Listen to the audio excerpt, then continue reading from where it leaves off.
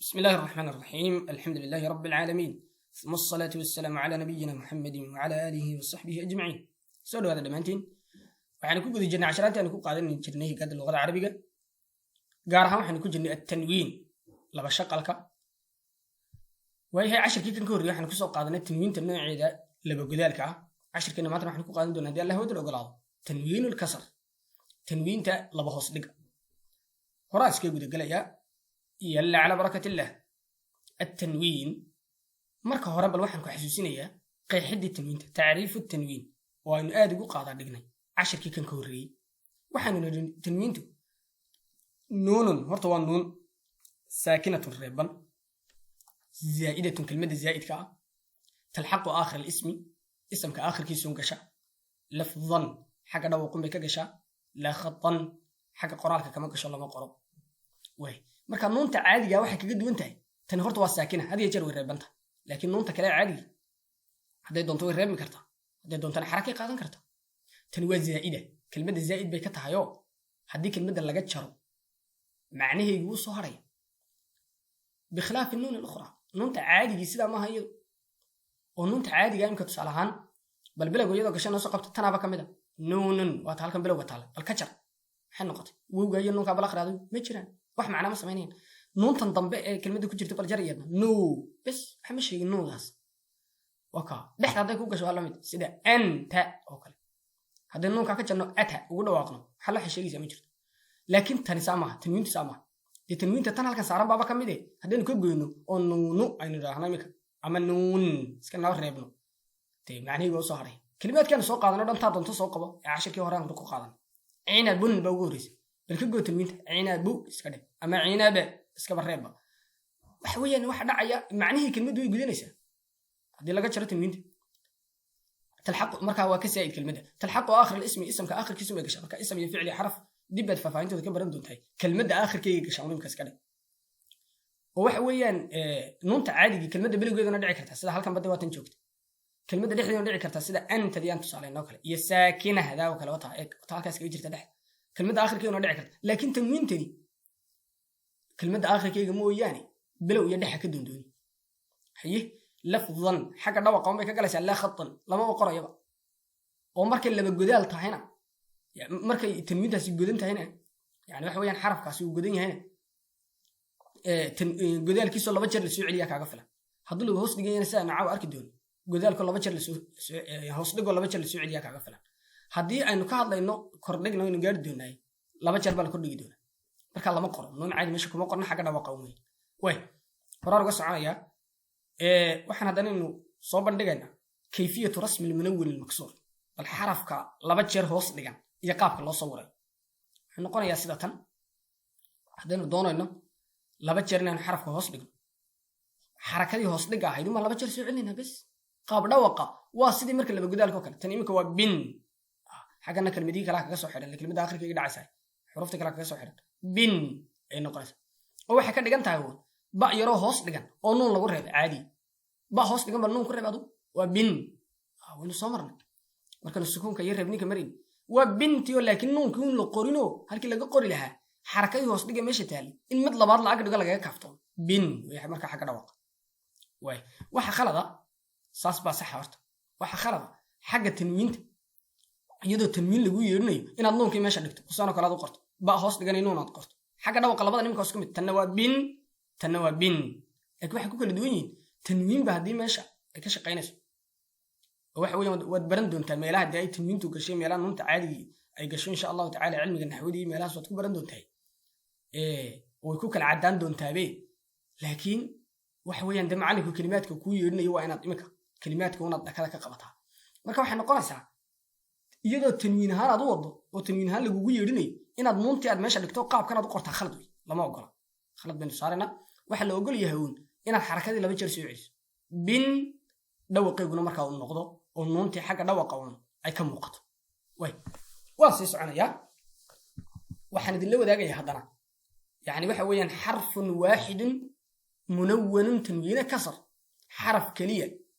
oo tanwiinsan laba shaqal yani wata tanwiina kasar laakiin laba shaqalkiisu ay tahay hoos dhig. way ba'da markan la hoos dhigno waxaynu leenahay ba yaro hoos dhigan oo nuun caadi ku reeban ka soo qaad bin waka halkii nuunkii laga qori lahaa un ba hoos dhigi laba jeer la soo celiyo intaas naga filaato waa sidii laba godaalkii uun bun bayd markii laba godanta imikana waa bin waka markii laba godanta waxa laga soo qaaday ba godin oo nuun ku reeb bun saas laga soo qaaday imikana ba hoos dhigan oo nuun ku reeban ba laga soo qaaday bin waka la daba kala daba ku kan waa tin sin jin hin khin din ذن رن زن سن شن صن ضن طن طن ظن عن غن فن قن كن لن من نن ونون عادي ونون كلا كدام بيالين لأنه كما لقرني نن هي وين هن ين إن بين قرن سامسيدين إن هدي ألف دل دكتو أما وو دل دكتو أما ياء دل دكتو واسكو ضميدهم همزيدون إلى لاو إن واي بل إمكان واحد صوب بندقية يضع إلا صعته حرف كسري يسأل الله قلنا واقعي وادقا برتمر كل بشر هوس دقيقة هي بلو حن كيريا حرف واحد منو تنوين كسر حرف كلية أو تنوين سن أما الله بشر قالوا هوس دقا وطا لكن مع حرف المشكولة حروف كلها حركة يسأل لنجر هل كان هضبا سئة تنوينته ugu mashquusho oo kalimadda inteeda kale aan ugu mashquulin waxaan soo celceliyay uun isla kalimaadkii aynu ku qaadanay yaani waxa weeyaan tanwiintii hore ee laba godaalka ahay markii hore ayna bun bay ahayd oo bacdan ayaa laba godnay imikana waa laba hoos dhiganta ayna bun bay markii hore ahayd imikana ayna bin waa laba hoos dhiganta marka xarafkan casaanka ku qoran ee tanwiinta wata ayaan doonayaa inaad waqti yani maskaxdaada si fiican ugu raasakho marka waan ka fudeediyay kalimaad kale oo cusub inaan keeno ayna bin way hay siniya baskureeb saba tada laba hoos dhig tin waka ignoon bad ku reebaysa nuunku aanu shanqara ha isku odhan ti ceeb way markii aad hoos dhigtay markaas saba tin waka way hay hayya raskureeb har tada laba hoos dhig sin isku dar har sin حرا حرا جن حرا جن بلا بلا حن بلا حن وسا وسا خن وسا خن بلا بلا دن بلا دن قام قام رن قام رن رم لما كان آخر كرا لما حرف الأسكورة بمرس كله رم زن رم زن در سن در سن عيش عيش نقص نقص بيض بيض قاعدين ما كسعدايو marka roon kala akhriya oo labadana horta isku reebaya bay dood kala hoos dhigaya din isku dar baydin shartin shartin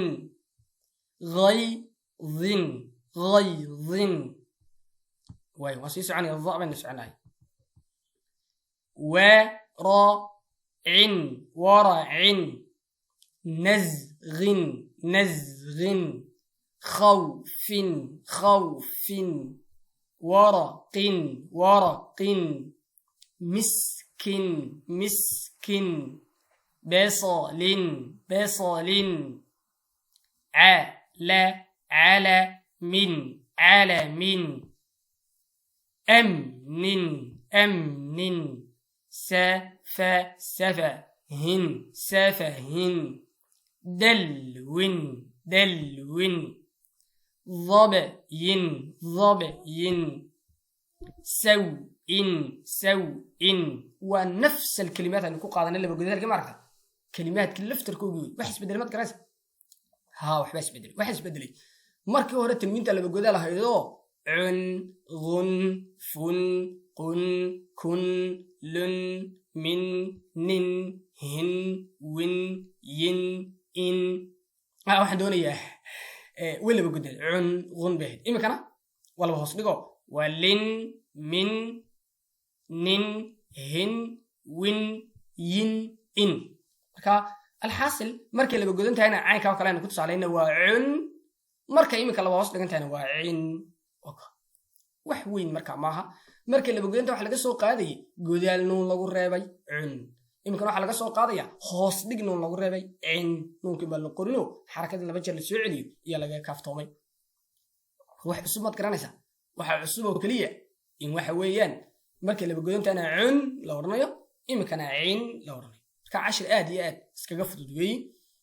qaybihii tadriibaadka ayaynu galaynaa cashirkeenu intaas ayaa maanta ku eegyahay tadriibaadkii ayaan haddaba ku yar bedelay iyaga qaarkood qaarna soo diibaan iskaga daayay kalimaadka yani marka wada akhriyaysaa qaar baan yar bedelay balse wax yar oo cusub aad u akhrin karto ka xatab intan oo kale imika iyadoo laba godana xatabun ayay ku jirtay laakiin waqtintan iyo qamxintan iyo jildin iyo waxna kuma jirin marka waxa weeyaan wada akhriyaysaa wax kale ma qabanaysid wada akhriyaysaa kuwana waxoogaa qaar cusub aan kusoo yar daray laakiin wax qaacido cusub ma jiraan xarafka cas uun baad ilaalinaysaa laba hoos dhigiisa oo aad ugu dhawaaqaysaa bin tin xin din rin iyo wixii la halmaa halka marka hore ay ka ahayd bun tun xun dun run ila weli gudneeyay imikana laba hoos dhig maxaad oran bin haytaadana tin xadana xin dalkana din raadana rin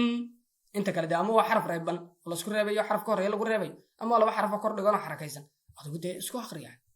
way qaybta labaad ee tadriibka waxay noqonaysaa isla sidii aynu darsigii horeba samaynay meesha waxaan soo dhigay kalimaad aan ka qaaday xarafka qalinka casaanka ku qoran laba hoos dhigi baan ka qaaday marka wax kale ha samaynin buugaaga qalinkaaga diyaarso sida taa u horeysan laba hoos dhiga kuugu qoro kale kalbin soma kalbin kuwa kalena laba hoos dhig u samee kadibna akhri hadda xabaddan oo kale haddaan ku tusaaleyna labaad saadkiiyo miimka isku reeb sam ta'dan laba hoos dhigaad ku qori doonto ayaad ku akhriyaysaa tin isku dar sam tin okay bas waa intaa warko xaraf kastoo u dambeeya kelmad oo casaan ku qoran laba hoos dhig baad u samaynaysaa aad ku qoraysaa meesha kadibna waad akhriyaysaa wax kale cusub ma jira way tadriibka qaybta saddexaad waxay noqonaysaa qayb aynu ku khatimi jirnay darsi kasta ogtoobe ma yimla calayka qor waxa lagu yeelinayo bidariiqatan cashwaa'iyya qaab isku dhex daadsan baa sheekh lagugu yeelinayayo kalimaadkii aynu qaadanay tii u horreysay ayaa waxa weeyaan hadhaahda mayna kolba tii la doono ayaa lagu soo qabanaya kadibna adiguna aad ku tiqtiqsanaysaa marka labaadna waxaa la samaynayaa bidariiqatan murattaba qaab tartiibsan baa lagugu yeelinayayo kalimaadkii aynu qaadanay tii u horreysay ilaa tii u dambeysay